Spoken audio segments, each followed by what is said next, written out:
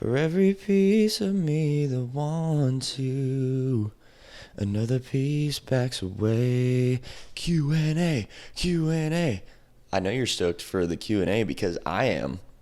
These are my favorite podcasts to record because, questions being served up to me, it's honestly just easier. And I feel like it's almost resting for my mind because if I'm talking to somebody and they're telling me what's going on in their mind or their life, the gears just start turning for me. It's when I'm kind of open-ended speaking about just my thoughts, wondering, what would the people need to hear? And that's when it's a little bit more difficult. But got some amazing questions from Instagram. I'm going to pull out my phone, which reminds me, no phone dinner check-ins in the comments section. If you've been ripping the no phone dinner, especially last night or tonight when you plan to, check in. How are the no phone dinners? I saw a little notification pop up yesterday on my phone. No phone dinner tonight was chef's kiss with the little chef hands emoji. So we're changing the world, guys. Keep up with the no phone dinner. But let me pull up the questions here. There's quite a few questions here, and I'm going to try to go through them as efficiently and effectively as I possibly can. So let's get to it. I don't like holding the microphone with my left hand. Much better. What time do you sleep? Sleep for how many hours? Question mark. I go to bed typically around 9 p.m. every night, except last night when I went to bed at 10:45 p.m., and that was ass. But I wake up at 5 a.m. absolutely no matter what. So last night was not ideal, but typically my goal is 8 hours of sleep. I work out quite a bit. I do a lot of work throughout the day, and I'm thinking about a lot of different things. So I feel like quite a bit of rest is pretty necessary for my body and my brain. So I try to get 8 hours of sleep per night. I get good sleep pretty consistently because I've been so consistent with my boundaries around sleep for many, many years. So it's one of those things where a lot of people feel very mystical, maybe even helpless around sleep because they can't pinpoint what the hell is going wrong. Maybe you try exercising and you feel tired physically, but then you stay awake looking at the ceiling all night long. And I think the boundaries for a very, very disciplined and structured and long amount of time is probably the key. So people will try and get one night of good rest and hope that that solves the problem. Maybe they get that, and then the next night it's back to garbage. I just think you have to be so consistent for 2 weeks, 3 weeks, a month of just getting to bed at the same exact time every single night to kind of retrain the old, what's the freaking word I'm looking for? Circadian rhythm. There we go. Jeez. But 9 p.m., 8 hours of sleep. Let's see here. Right partner qualities. This is really interesting. I feel like there's almost too many things that I could dive into here. But off the top of my head, I think someone that looks to understand is very strong because understanding, at least in my experience, is one of the most valuable things you can have within a relationship. I think similarities in lifestyle are actually pretty important. So I used to try and dilute the meaning of having the same hobbies and lifestyle and things like that, but it actually makes a huge difference. Even if somebody does a completely different kind of exercise, I don't know, I feel like there's certain levels of understanding that are in kind of a lifting environment versus somebody who only plays sports versus someone who only does yoga. It's all in this exercise realm. But there are a lot of different kinds of people in these different categories. And I think having similar lifestyle and hobbies actually does make a pretty big difference. I don't think it's a deal breaker if, of course, you're with somebody that is seeking to understand. But yeah, I think just different ways of processing the world around you can come from the cultures that are small differences in hobbies, interests, and things like that. So that's one. That's another one off the top of my head. More partner qualities. I think someone that respects themselves, then they understand how to exist in a relationship. A relationship should probably consist of two reasonably whole individuals, and then they come together to form more of a team and a partnership rather than two broken people that are in a relationship to try and fix themselves through the other person. So, yeah, too many thoughts there though. I could go in so many different directions. Have you ever been to Europe? No. Next question looks like from the same person here. Do you run just 1 mile every morning? Wouldn't it make more sense to run 3 every 3 days? So I don't run for the training aspect right now. If I was training for a marathon or something like that, my actual training itself would look very, very different. But I don't do the daily running for any kind of thinking that I'm going to get better at running through that, essentially. It is just a discipline. It is just something to show up to. It is a promise to keep, which I feel like is kind of the foundation of respecting yourself. So much, much more of a self-work kind of thing than it is a training plan. I think it's a pretty bad training plan for getting really good at running. It's a great training plan for liking yourself. So that's why it's more of a daily upkeep. I think as a human, there's not really a day that goes by, in nature at least, where you're not moving your body. So that's kind of my way of paying respect to the humanity around it. How did you and your partner meet? I met Sammy at a run event. So it was the shakeout run for the Austin Marathon. So it was kind of a little run the day before, basically.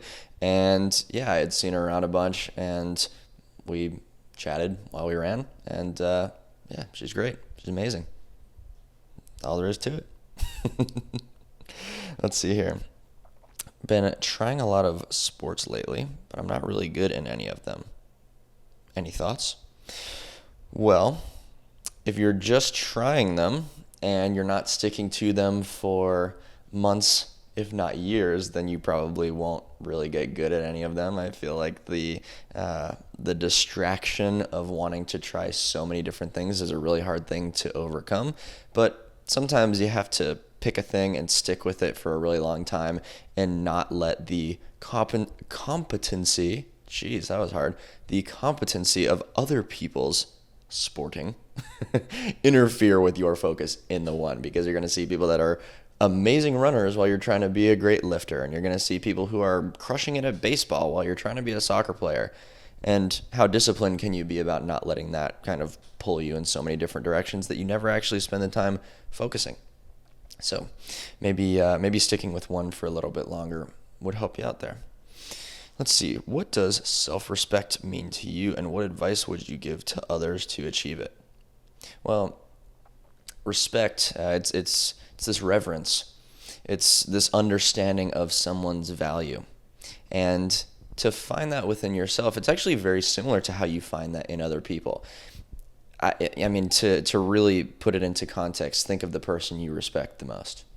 Why do you respect them? I would imagine this can come in so many different shapes and sizes here, but I'd imagine that it's some form of consistency, whether that's showing up physically, whether that is a consistency of their character. They're always the most supportive. They've always been there for you. Whatever that looks like, there is a consistency of that, very uniform character. And so I think if you're to create the same data within your own life, going back to my idea of why I run every single day, I'm creating the evidence that I show up regardless of the external. Then you have a stack of evidence that goes, oh, I am actually the person that I say I am, and I am the person I'm trying to be, essentially. I have respect for that. I have respect for the consistency of character there. So I think that is really the best way to respect yourself. I am not one of those people that's going to blatantly say, oh, love yourself, respect yourself, because somebody that does not feel those things, what are they just going to fake it till they make it? I think that you can actually behave in a respectful way to respect yourself. To love yourself, I think you can be more lovely in the eyes of yourself. This is a hard thing to do, by the way, if you've built a stack of evidence in the other direction. If you've treated yourself very poorly for many years, you kind of have to work back from that negative stack, but it's not to say that you can't. You just have to override the bad stack with a better stack, and it just takes time. So respecting yourself, very similar to how you would build respect for other people. Let's see here. Bitcoin just hit an all-time high again. I hope you have some. If not, definitely get in on it. Roger that. Bitcoin's one of those things where I think I have a little bit of it, but I don't really focus on it because it's a pretty volatile stressor, as in I have zero control over it. I make more reasonable investments pretty consistently, but in a Bitcoin sense, it feels like gambling, and then the only assurance is other people going, dude, you gotta get in on it. And that just feels really stressful to me. And I feel like if I was so focused on the game of that, then it's probably going to take away from the really deep work, the long-term work on myself, on the external things I really care about and am working on. And I'm not really going to have the energy to make those the best that they can if I'm focused on all this other stuff. I kind of got lost there. Was that even a coherent sentence? I don't know. Oh, here we go. This is really good. What would it take for you to become a follower of Jesus? Praying for you, my guy. Well, thank you so much. I appreciate the prayer. What would it take for me to become a follower of Jesus? I'll try to make this simple. I would have to be far enough compelled that the story of Christianity is perfectly true. Not that I would have to have the perfect evidence, I suppose, but whatever train of events that need to happen to have me actually believe it, that's what would need to happen. And again, I don't know exactly what that is. I think some people have crazy testimonies, and for them, that is perfect proof of, okay, I believe in God. I'm a follower of Christ. For me, I have not had any magical experiences yet. If I did, then maybe that would change things. Other people's testimonies, for the most part, are not really compelling to me because I haven't experienced it. So it's not to say that I don't respect their view and their experience, but I don't resonate with their view and their experience. So it'd be really hard for me to say, yes, this is fully what I believe, because I'm too critical, and I don't necessarily dislike that about myself. So I don't know. It would take me believing. Whatever needs to happen for that to be there, that's what it would take. Why is running your choice of exercise? It is not. Kind of talked about this before. My running is a very poor training plan, but it's a very good self-respect plan. So my actual choice of exercise is lifting every day, jiu-jitsu twice a week, sprinting every week, athletic movements. I really enjoy that kind of stuff. I'm trying to become an absolute unit, an absolute bullet animal athlete. I'm not really into the ultra marathons and super long distance running, especially right now. I'm 25. I feel like this is the perfect time to condition my tendons to just be animalistic instead of just shuffling for hundreds and hundreds of miles. I see a lot of people that are pretty young and they're getting into the ultra endurance kind of stuff. And it's awesome. Obviously, I'm not truly hating on it. I just think that it's kind of passing up a really good opportunity to make your body super explosive and resilient over time, so that when you're 30, 40, 50, 60, you can actually move. You see a lot of really old people that are runners, and they just have super bad posture, and they're really, really skinny. I'm looking at people like Blaine McConnell. I don't know if you know who this guy is, but I think he's 40. And he was a bobsled athlete. Bobsled athletes are the most ridiculous athletes, by the way. This guy can power clean upwards of 400 pounds, which is absolutely ridiculous. He can sprint like an animal. He can jump like an animal. That is what I look up to by far. And if this guy wanted to spend the next 2-3 years becoming a fantastic long distance runner, I guarantee you he could. But he has that foundation of crazy strong bones, tendons, ligaments. I mean, his body is very, very resilient from consistently exposing it to explosive movements, fast change of direction, acceleration, deceleration, jumping, all this kind of stuff. That's the best. So running is definitely not my choice of exercise right now. I definitely want to have more focused phases, I guess, on running, where I am more consistently doing the 5 to 10 mile runs here and there. But right now, my shins are screaming at me half the time because of the sprinting and the daily running and everything else I'm doing. So right now I'm playing the management game, the volume management game, because I refuse to continue taking on chronic injuries from overuse. So very long-winded response there. Thoughts on video games? You rip sticks at all? Damn, that's cool. No. Video games, I mean, if it's taking up half your day, that's obviously ridiculous, but I'm not a video game hater. My my grandparents growing up, they had an Xbox, but I did not have an Xbox. So when I would go to their house in the summer, I would play FIFA and Skate 3. So I've never been a Call of Duty shooting, first person shooter kind of guy ever. I've never played, what's that?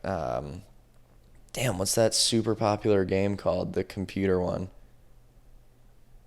Oh my gosh. I can't think of this thing. It was super poppin'. I know the creator of it was in, I think Durham, North Carolina. Wow. It's not Minecraft, but it's one of those ultra popular games that everyone plays. They drop you into a certain place, then you're shooting, and it's this super animated looking thing. Holy crap, that's gonna bug me because that's one of the most obvious video games in the world.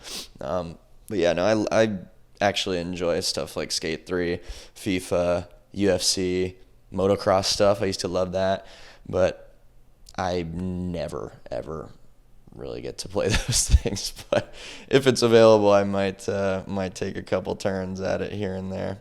But yeah, I don't look so poorly upon that necessarily unless it's all consuming. Can obsessing over a routine be a bad thing? Like people who can't function without said routine? Absolutely. And I mean, transparently, it would be easy for me to fall into that if I didn't really focus on not letting it become that. Because, I don't know, once you're ultra consistent, ultra disciplined, that can become kind of a comfort zone as well. So kind of where I lie in that holding routine but not letting it overtake your entire life kind of space, I will go a little bit into ridiculousville to try and upkeep some things. But if it were to, ruin a day, or if it's going to be completely unreasonable and destructive, then I'm not really going to make that big of a deal about it. My biggest example here is if I'm going to travel somewhere amazing for a really cool opportunity, but they happen to not have an ice bath, I'm not going to pass up on an incredible opportunity because I didn't have a bucket of cold water to sit in. Again, I might go into Ridiculousville a little bit and just try to make it happen for the hell of it, just on principle. But I'm not going to let that hold me back. And then for the running, which would be a really strong part of my routine and the early wake up, I don't know if there's anywhere in the world where you can't wake up early and run a mile. I always say there's no place that doesn't have a mile to run. And even if it was a 20-foot long island, I could just go back and forth on it. But yeah, so I think obsessing to the point of thinking that it's kind of a I don't even know how to put this. Thinking that the routine is kind of the lifeline, I guess, is definitely not a healthy thing. Again, I could see that being the case if I wasn't careful and cognizant of this, but can it be a bad thing? Totally. If you can't function without the routine. My routine is more just over functioning as I'm just trying to make my day harder so I have more of an appreciation for it. People always say, yeah, maybe you should skip your run and then it would be transformative or something. And Yeah, that'd probably be harder for you at this point. I'm thinking, yeah, I mean, it would be harder to go, oh, I just didn't do this thing today, but it would be way easier to sit on my ass and not go for the run. I mean, that's kind of the thing that I want every day, is to not get in the ice bath and not go for the run. So, yeah, I mean, I don't know. I just like upkeeping the thing for me personally, but I've really found I've found a pretty nice place in my mind, especially in recent months, of being a little bit more flexible. Not everything is fully on the time clock. I keep myself efficient in the mornings just to not lag and let the desire for comfort to creep too far in. But yeah, I don't really tweak about that stuff that often. Maybe in earlier years I was a bit more robotic, but I think it does take that to also appreciate the now flexibility. So I don't know. It can definitely be a bad thing, but I've navigated it pretty well, and I'm stoked about that. Best city to move to meet young driven people. Austin, Texas. I mean, I feel like anyone that moves here turns into a salesperson for it, but it's kind of crazy. People are not only up to really interesting things here, people are crushing it here. And it's nuts. I know quite a few people who are doing incredibly well. Oh, my mom's calling me. Hold on. Hello. Good. I'm filming the podcast, but I'll call you after. Love you. Bye. Um, where were we? Best city to move to meet young German people. Yeah, Austin it's crazy. I mean, people are very healthy and active, which I think is very conducive to being successful. Obviously, there's a drive to that, but then that culture in the world of business and starting really interesting projects and that kind of stuff, everyone is up to something. Everyone's got some really big ideas. There is no shortage of the creativity, people doing content. It's nuts. So I built a very specific kind of mindset and lifestyle back home in North Carolina. And it just didn't really jive with the culture. I think people who are doing the same kinds of things, it was a very niche, either college thing or a church thing back home, and I didn't go to college, and I'm not a church guy necessarily. So yeah, I found that I was just pretty isolated, I guess, in the way that I was thinking and living. And as soon as I moved here, it was just kind of a huge 180, which was nuts. Just immediately started meeting so many people. And yeah, I would have said 2 years ago, I'm not going to move, because any new place is just going to be another grocery store and another gym. That's all there is to it. And I was so wrong. Different places very much have different culture. And yeah, I can definitely appreciate the heck out of that now, because the communities and just the people around me in my close circles, distant circles, definitely a different kind of culture there. So really cool place, Austin, Texas. I mean, I've heard good things about San Diego, maybe Tampa, a few other places like that. But yeah, I think Austin is kind of the spot to be. Nutrition habit you can't go a day without. I mean, I would just say eating clean. I've been eating healthy for so many years, just not doing the highly processed foods. I mean, no cheat meals and cupcakes and cookies and that kind of stuff. It's been 9 years at least. Haven't had pizza in 9 years at least. I mean, it's kind of crazy to think about, because I grew up on the typical middle class family American diet of, I don't know, pizza, chicken fingers, and noodles and butter. That used to be the go-to. But yeah, I just feel so much better about it. I'm never overthinking the food situation. I'm never going, oh, what am I going to have tonight? I just eat the same thing every single day. I've gotten really good at cooking it, so I'm able to actually enjoy those things for the most part. And it's not to say I can't try new things. I just honestly hate cooking. I really don't like making my meals every day and washing the dishes and everything. Every once in a while, it's not bad to do a little, I don't know, new recipe for something or try something, but yeah, it's just a time thing for me. It's kind of the last thing I want to spend my precious time on. So yeah, I try and keep that super simple. Yeah, I mean, I guess habit wise, something I can't go a day without, I would just say prepping my meals, because I just cook breakfast, lunch, and dinner in the morning. And then the rest of the day, I don't have to worry about the cooking and the washing dishes. So I guess that would be one thing I can't go without, which I definitely can, but would prefer to not. Quantity or quality?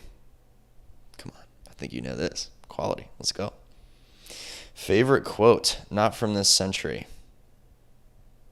Honestly, I don't have a good answer for you.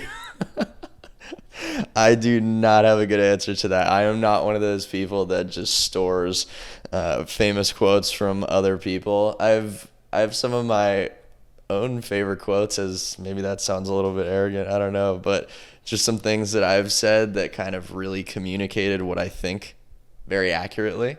I go, oh, yeah, I like that. But yeah, off the top of my head, I can't think of a good one. Maybe when I'm listening to this part myself later, I'm going to go, dang it, I should have said this one, but I don't have it for you. Okay. How do I decide what I want for my future? A good exercise I like to do is prompting yourself to be the most entitled you can possibly be in asking yourself, what do I want? So kind of answering your question by asking your own question back to you in a way, but take away any form of self-doubt. Be fully entitled and go, what do I actually want my life to be like? Maybe you watch someone on YouTube, or maybe you heard of somebody with a really cool business or a professional athlete, and just ask yourself what that would consist of. You say, releasing any self-doubt, releasing any need to be reasonable. What do I want? And then you can say all the biggest wishes. I just want to make money by hanging out with my friends. And then you can go, well, someone does that. And maybe you start to gather some ideas that might actually lead to that. You know, it's not just a snap of a fingers kind of thing, but putting some actual effort behind some of these really big, obscure kind of dreams can actually do something for you. I know that years ago I would have said, man, I just want to be able to talk to the camera and make a living doing that. And that's kind of the case now, just because I obsessed over doing that so much. And here we are. So it's definitely very possible. Let's see here. Not a question. Just wanted to, oh wait, my time limit went off because it's on the Instagram app. Not a question. Just wanted to say the YouTube content and quality is insane. Keep it up, bro. Dude, you're the man. That's so cool to hear. The YouTube grind is everything right now, and yeah, that's heartwarming as it gets. Hell yeah. Let's see here. What would you tell your 20-year-old self today?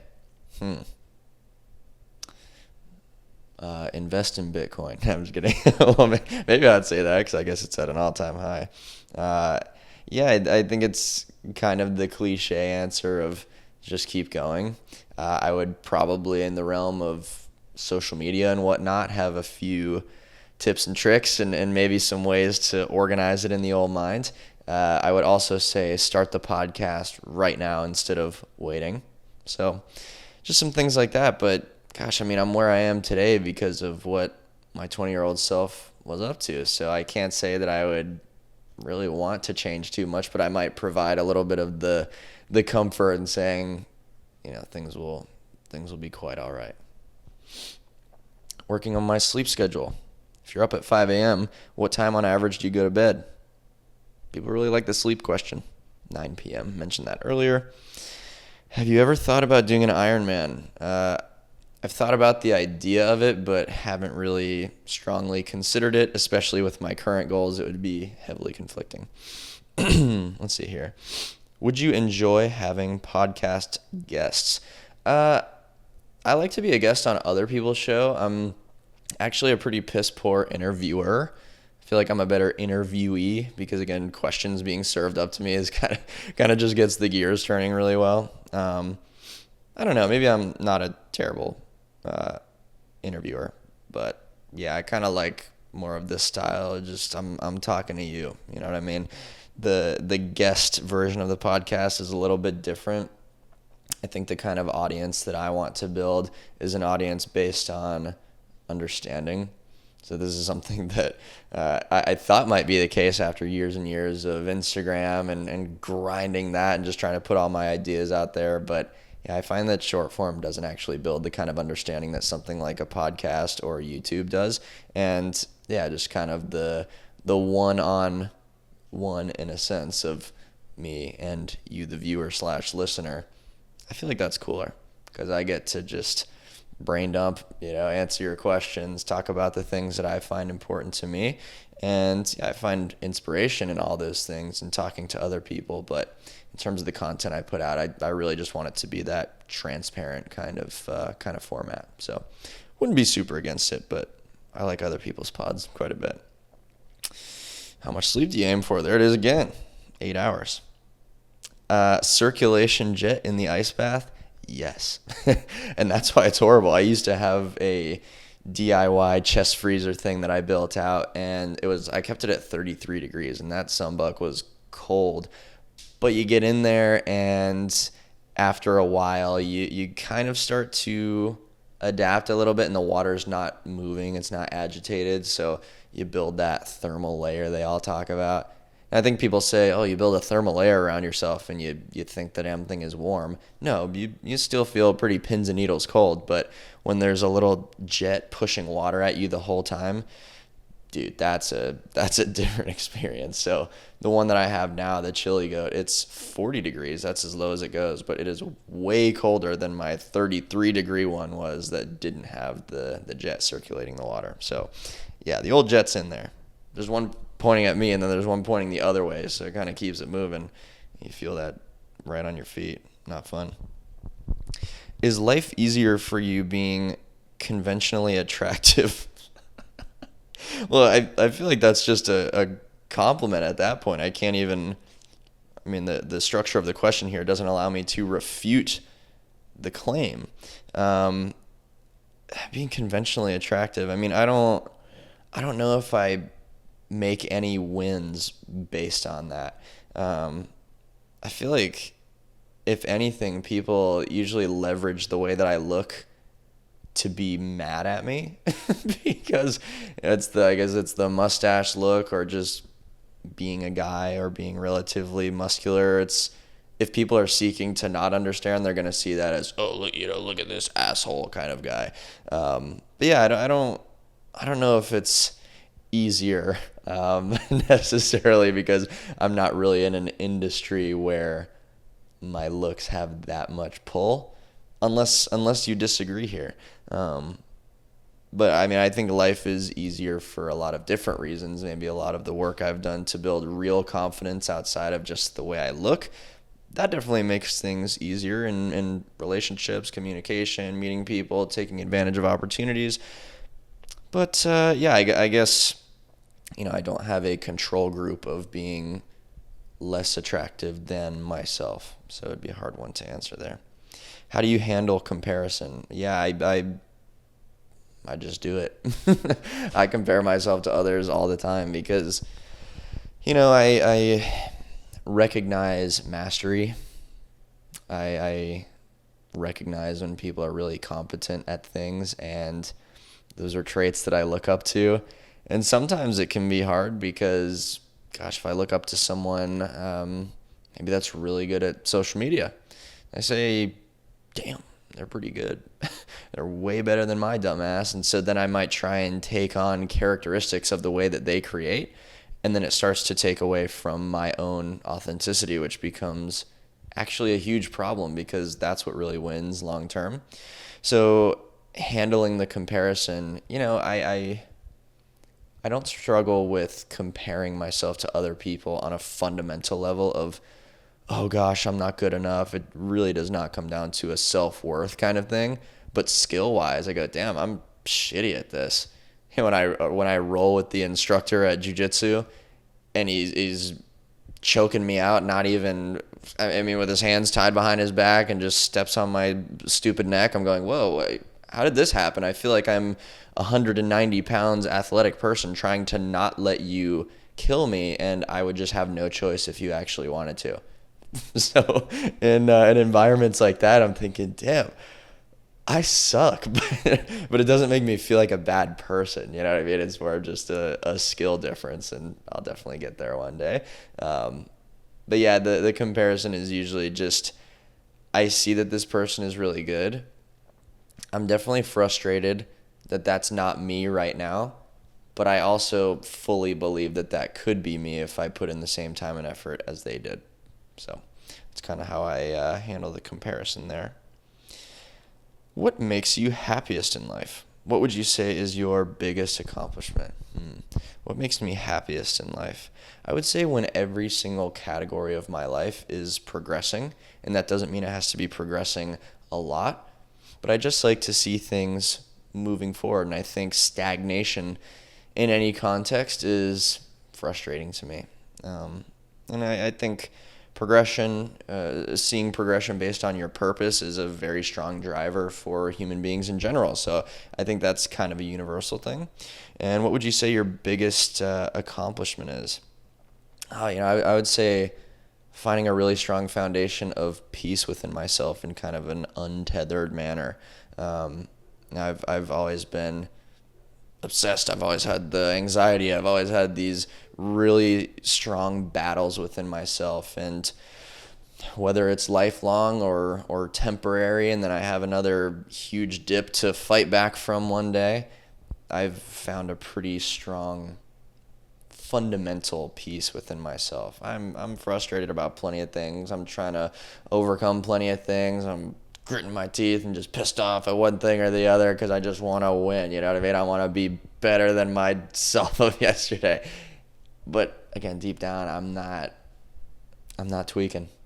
And it's a pretty cool thing to experience, just a peace within the self. So that would be my biggest accomplishment. Do you believe in objective truth? And what's it based in? Yeah, I definitely think that there is a truth, and the easy argument to there being an objective truth kind of goes into the reductionist thinking of, well, when you really think about it, the way you feel, it's just chemicals interacting in your brain, and emotions aren't even a real thing. And that, I don't think that's productive at all.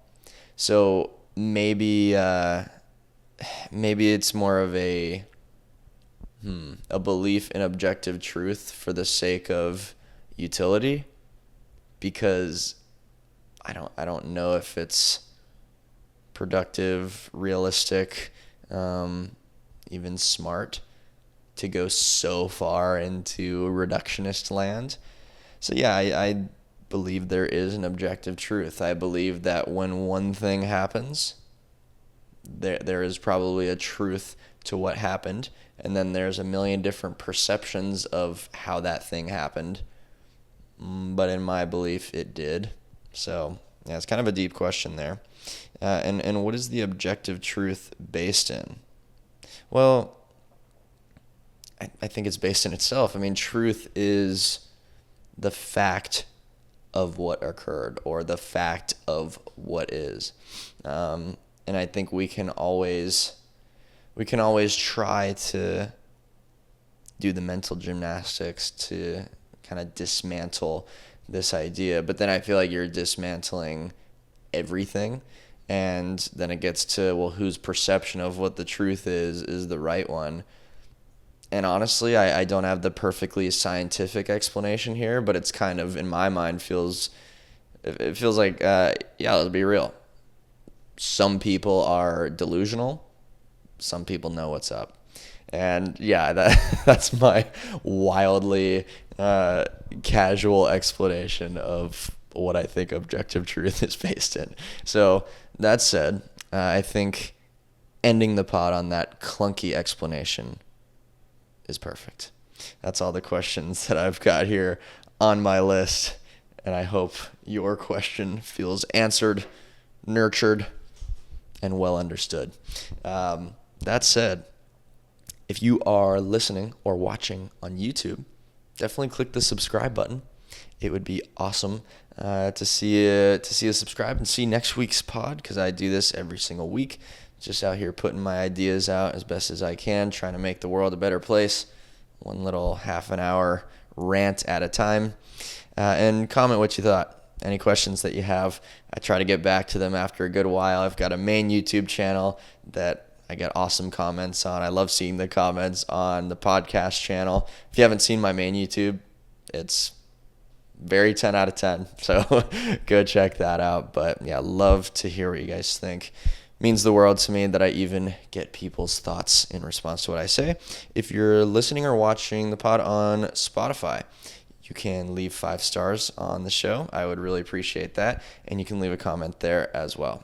Would love to hear it. In the comment section of either one of those options, you remember, no phone dinner, check-in. So either comment your promise to put your phone away while you're eating dinner tonight, or let me know how it went last night if you haven't eaten dinner yet. And it's the best way to really bring your mind down to the present moment. You can be with your friends, your family, yourself. All of those are great options, great ways to embrace the current moment, embrace some humanity. Don't constantly indulge in the distraction of your phone or the computer or the TV. Put it away. Take a little deep breath and just enjoy your food. Appreciate what's in front of you. No phone dinner. If you'd like to subscribe to my newsletter, totally free. I send out 2 of them every single week. I do the deep dives similar to how I'm thinking here, but just on quote-unquote paper, typing it out, sending it out to those who want to read the train of thinking, maybe gather some new perspectives. And yeah, I put quite a bit of time and effort into those just to bring new thoughts to those who want to receive them. So you can click the link in the description and show notes for subscribing to that for free. And gosh, I think that's all I got. I really hope you enjoyed, and I hope you have an incredible rest of your day. See you next time. Bye. 42 minutes. What the hell?